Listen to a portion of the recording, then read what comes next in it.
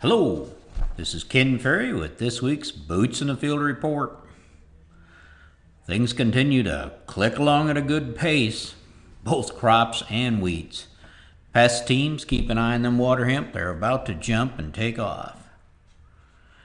Nitrate tests are flowing through the office at a heavy pace. The numbers still look good.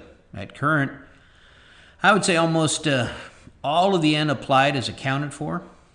In the drier areas, 2/3 of that applied N is still in the top foot. The wetter areas, it's a split equally kind of between the top 2 feet. Some samples coming in from the Bloomington Route 9 area where they got some of the heaviest of rains. The second foot is now higher than the first foot, so that is indicating some leaching. Good news is it's still in the top 2 feet.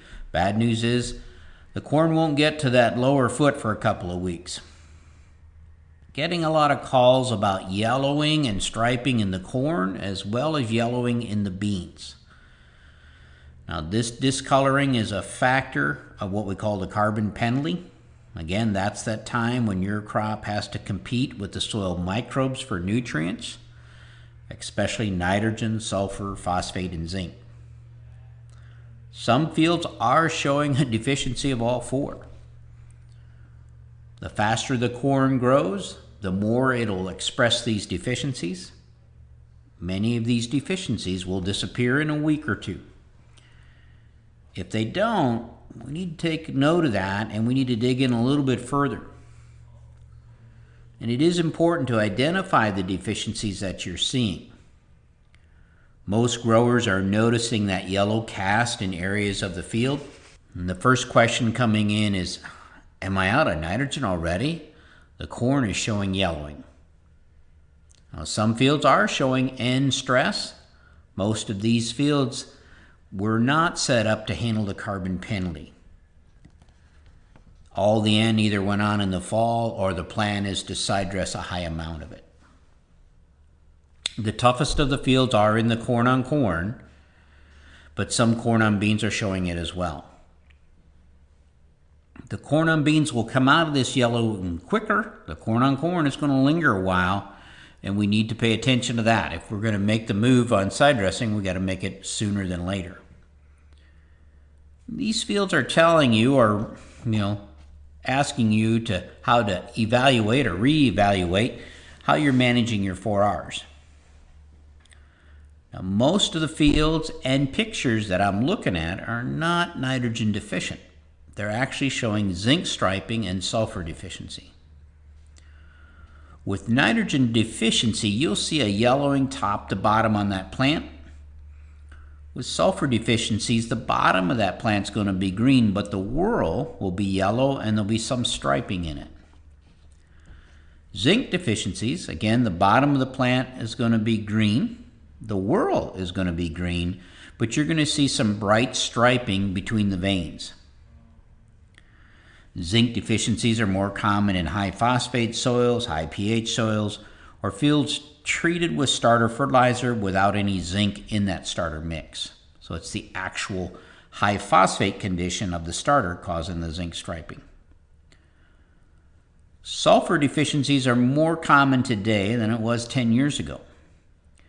Fields that are not receiving sulfur are more likely to express these deficiencies.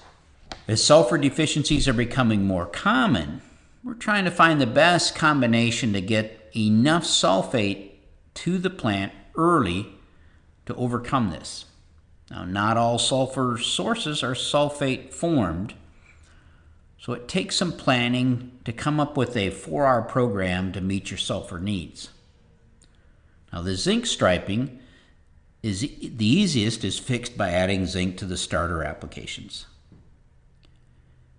Many of these deficiencies will disappear with more growth. As a plant pushes out a bigger root system, it'll find enough nutrients to fix these deficiencies. Growers have been asking, why my corn is showing a carbon penalty? I kicked up the weed and feed to offset it. Do I need to even go higher? Well, if your corn is truly nitrogen deficient, you may have to rethink how and when you apply that nitrogen. If it was applied in the winter or early April, with a lot of rain to follow, it may be in the second foot, as some of our nitrate tests are telling us. This N is not lost, again, but your corn roots aren't going to find it for a bit. In most cases, it's not a nitrogen issue, it's a sulfur issue. Adding more nitrogen to a sulfur problem won't fix it.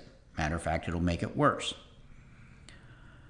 I'll post some pictures from this year's plots to help you distinguish the difference between these deficiencies. If these symptoms are here and gone in a week, most likely not going to cause much actual yield loss. If it hangs on for 2 or 3 weeks, the G hybrids will get tagged by it. If you aren't sure what you're looking at, take a picture, text it in to us, and we'll take a look at it. We're also getting calls on the yellow beans. These beans are caught in the same carbon penalty. The beans are showing the yellowing, and they're also showing, again, sulfur nitrogen deficiencies. Some growers are seeing areas that they replanted showing yellowing, while the first planted beans are not showing it. The question is, well, how can that be? Isn't the carbon penalty happening to both? Well, the answer is yes, but the older beans are now making their own N. And that doesn't really happen until we're at about the 4th trifoliate. So these smaller beans could stall out longer than the corn stalls out. Again, you're in corn stalks for the most part, heavy carbon load, and you don't have any N applied like you do in your nitrogen for your corn. And then get themselves caught in that spot where the deficiency is slowing growth and they need to get to V4 so they can make their own N. I've seen beans stall out sometimes for a couple of weeks. The crazy thing in it is it doesn't seem to tag the yields. Do that to corn and we know what the penalty is going to be. Cutworm activity continues to show up, so pest teams, do not take your eye off of this until the corn is too big to cut. Based on our armyworm moth flights, I expect to see the first armyworm cutting around June 5th. All wheat fields need to be watched for feeding. Now, this wheat's too valuable to let them cut the heads off of it. Our traps here, as well as Rebecca's in Tazewell County, have caught a lot of moths. So a situation we need to stay on top of it, especially for our wheat growers. Based on insect heat units, the rootworm hatch should reach about 50% by June 5th as well. The window to drown these critters will be the end of next week. The forecast doesn't look conducive for that, and that's okay. I really don't want saturated soils for a week to kill rootworms when we have a stand that looks as good as this. It'll be a couple weeks before we can start our rootworm floats to count larvae. They'll be too small to see before that. The pest teams need to remember, as you're doing your scouting, doing your stand counts, document them for future reference. Not only document the stand, document the locations. These numbers come in handy when we go back to look at field history at the yield map meetings. As the pest teams are watching for cutworm and armyworm outbreaks next week, Zach and I will be in Canada helping them deal with a walleye breakout. After 2 years of going without our help, the walleye population is just getting out of hand up there. So Zach and I are headed up there to help them with this problem. It's a tough job, but someone's got to go up there and do it. You'll be in good hands. While we're gone, Isaac and Matt will handle the agronomy issues, and Katie and the girls will handle all your testing needs.